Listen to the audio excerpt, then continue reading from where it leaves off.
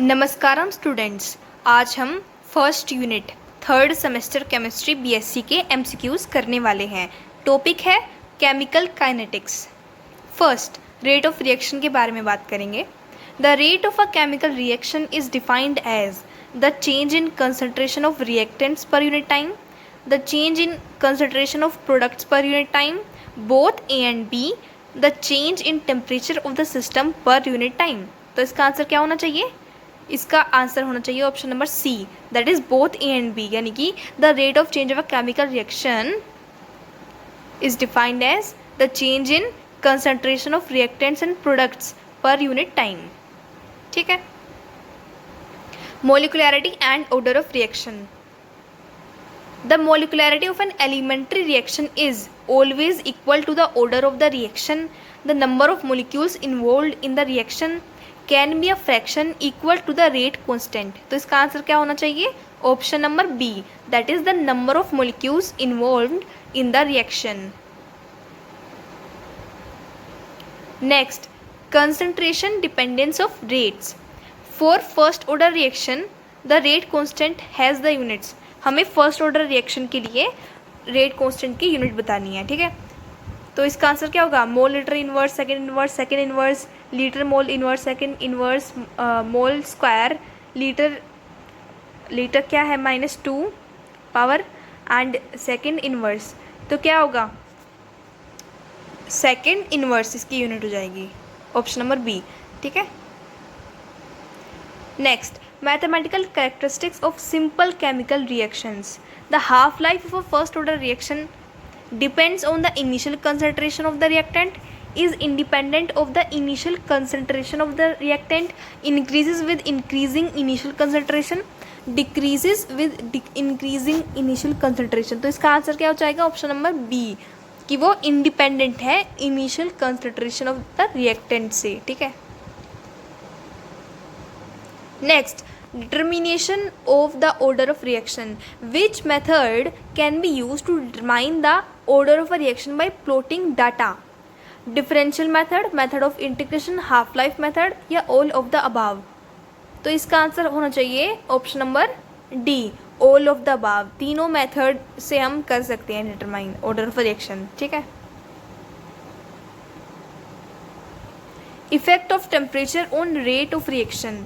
According to the Arrhenius equation, the rate constant of a reaction increases exponentially with an increase in the temperature, decreases linearly with an increase in temperature, remains constant regardless of temperature, decreases exponentially with an increase in temperature. तो इसका answer होगा option number A.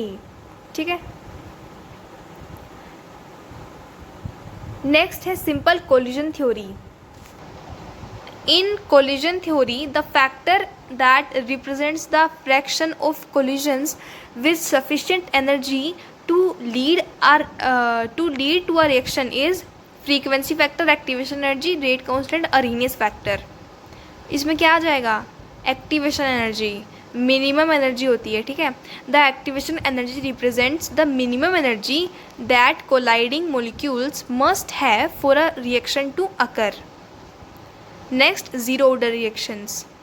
For a zero order reaction, the rate of the reaction is independent of the concentration of reactants, depends linearly on the concentration of reactants, depends on the square of the concentration of reactants, increases exponentially with concentration.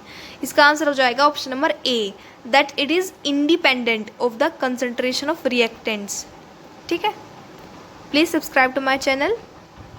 Next, pseudo order reactions. A reaction appears to be of a higher order but behaves as a lower order due to one of the reactants being in large excess. This is called a first order, second order, zero order, या फिर pseudo first order reaction. तो इसको क्या कहेंगे हम?